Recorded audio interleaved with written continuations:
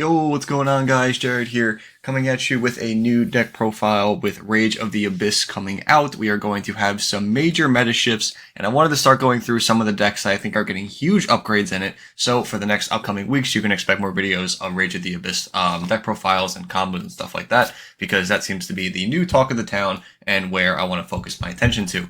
Now today I wanted to start off with the cover of the set, which would be Sharks. As you know, Sharks are getting a lot of support in this set, and it's really, really awesome because they get like crazy cards that I didn't even know about until just reading them like this past week. So I'm really excited to actually see what this deck can do. It gets new 1-card combos. The 2-card combos are crazy. You're ending on multiple like totally awesomes and other forms of interruption through the Armor Exceed cards. They can definitely do a lot. You have a lot of room for non-engine to work with. Really good extenders came out for the set. So like honestly, I think Sharks came out super, super good out of this set. I mean, it's Rage of the Abyss. Come on, how water deck's got to get the hype train going. So yeah, overall, I hope you guys enjoy. Please subscribe if you do, and let's go ahead and jump into the deck profile. Okay, guys, so here is my current Shark list. I know, do not chew me out. I am not a Shark duelist, but this is what I have been enjoying playing with. It is very, very fun. I like it a lot, and it really uses the 1-card combos that Yugioh seems to be going for right now,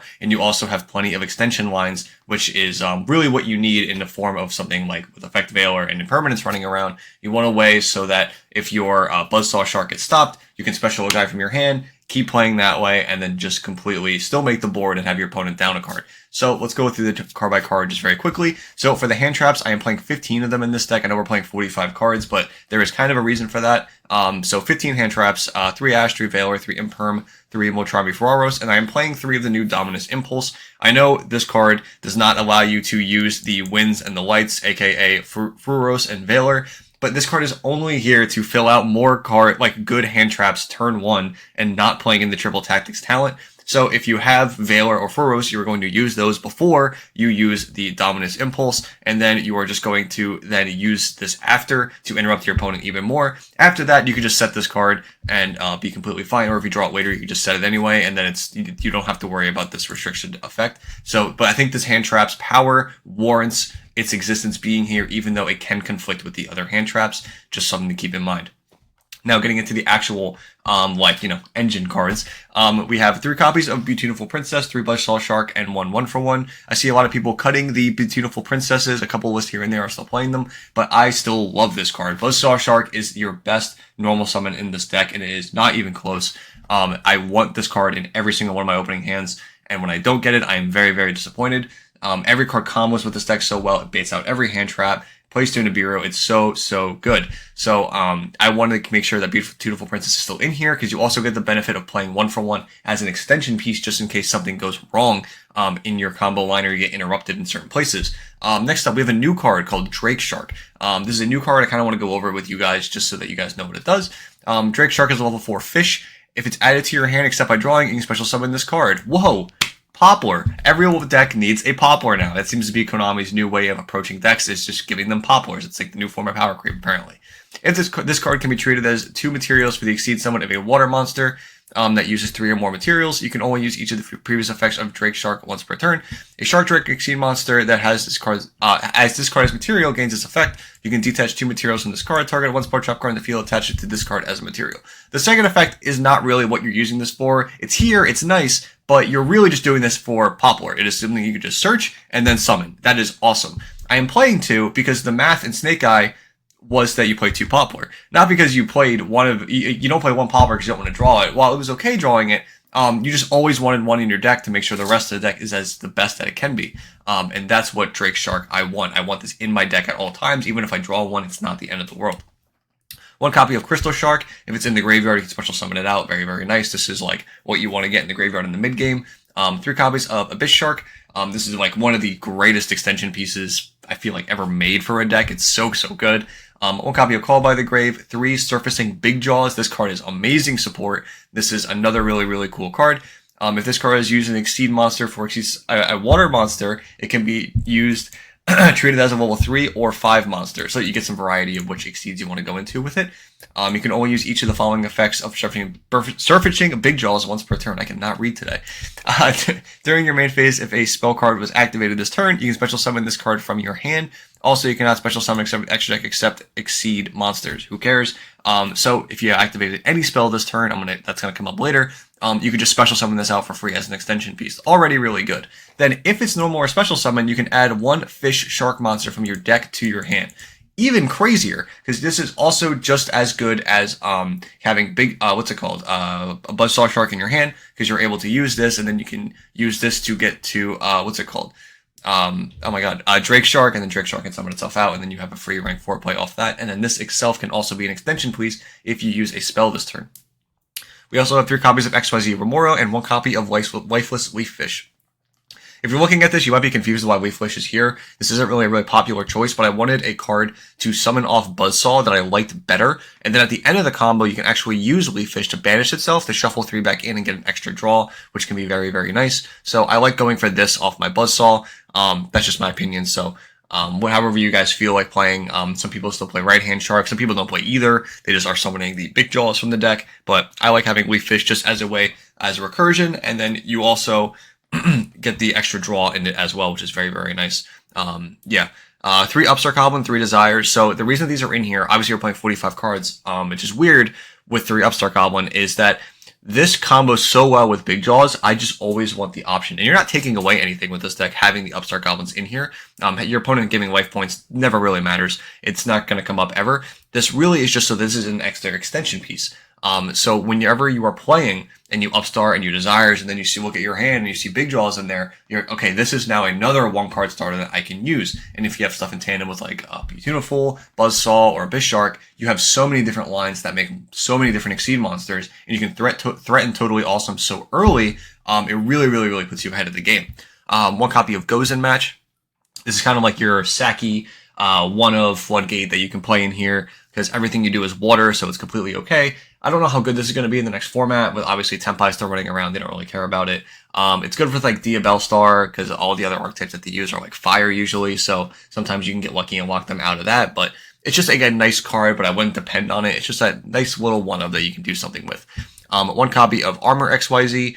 This is an interruption with some of the Exceed monsters and searchable. And then 1 copy of Virtue Stream. Again, a form of interruption and searchable off of an Exceed monster. So I actually, as you can see for the main deck at least, I kept the bricks down to the like at most minimum. There are other cards that you can play that are brickier, that I have some of them in the side deck, but I do not like them because they are just more bricks and that they don't do anything if you draw them. And I want to avoid that as much as possible.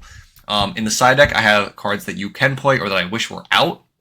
That being the 7th Tachyon. This card just allows you to search for anything essentially in the deck. And I really wish we had this, but we did not get it in Rage of the Abyss. That is why I waited to make this video, because I wanted to know if we were getting it, because it makes a huge difference in this deck if we do, because 6 slots are dedicated essentially to this card, which then also make the Surface Big Jaws so much better. So keep in mind, when you see 7th Tachyon, there's a lot of power boosting in decks. Just because this card's existence, this being one of them, and it is huge difference because of synergy with Big Jaws as well, and it has a searcher. It's so good, so good. I see a lot of people compensating for this deck by using things like Foolish Burial Goods and things with Ice Barrier. I don't like this because if you draw Ice Barrier, it's literally Garnet. It makes the Foolish Burial Goods so bad, and I don't want to be put in that position. I never want to draw this card, so I just decided to cut it completely, but feel free to play it if you want to. 3 goods and 1 Ice Barrier. It's very nice to be able to add a Abyss Shark to your hand if you don't draw the Ice Barrier. I'm also not playing the other Armored XYZ cards, that being Armored Shark and the Unveil Male. I just don't think they do anything. Every time I see them and I have them, they literally do nothing. They're just extra, like, it's like, ooh yeah, I get free cards. Free cards does not always mean value. Those cards just don't do anything. They're so bad. And they're like, finding value out of them is so difficult. So for me personally, I decided to cut them out of the deck. But again, they are options that you can play. There's also Surface Aqua Jet, which is pretty much just Monster Reborn, but a little bit worse. The attack boost doesn't really matter too much. So yeah, it's just like a worse Monster Reborn. Just play Monster Reborn if you're going to play this.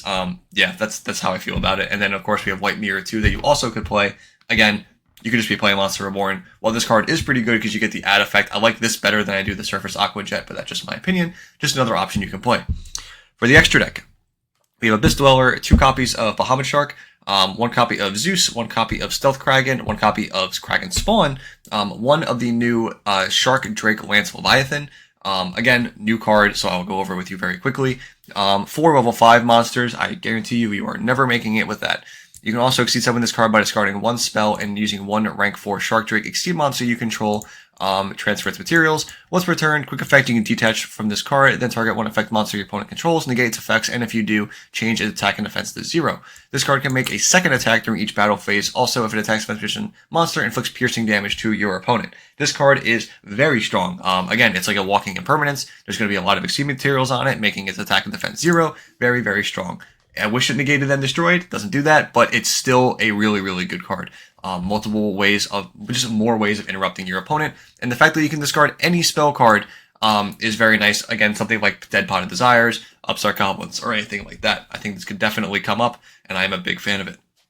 I'm also playing the Mini Exceed Armor Fortress package, this being able to search for the trap and then going into the Lancer. Very, very good. A nice easy form of interruption to slap it over Bahamut Shark. Super, super strong. Full Armored Crystal Zero Lancer, Full Armor Utopic Ray Lancer, or Virtue Dragon, another new card. Man, these new cards, I feel like they got so many in Rage of the Abyss. So this is a rank 3. It's another option to go off of Totally Awesome. If it's special summon, you can add Virtue Stream, so that's how you search the other trap card to be able to, like, off of this. And then on the field, you can still use the on-field effect, which I think is really, really awesome, which is detach a material from an Exceed monster you control. So you could use the Bahamut Shark that you used to bring this out, and then add a Fish, Sea Serpent, or Aqua from your graveyard to your hand. Or you can target 2 Exceed monsters on the field and then pretty much switch materials from those 2. So it's just a very nice option to have. Now that I say it, I actually didn't go over Virtue Stream. This is also a very, very cool card. Again, it's kind of like an Icarus attack, but it's definitely worth noting. So, normal trap card, target a Fish, Sea Serpent, or Aqua monster you control, and 2 cards your opponent controls, destroy them.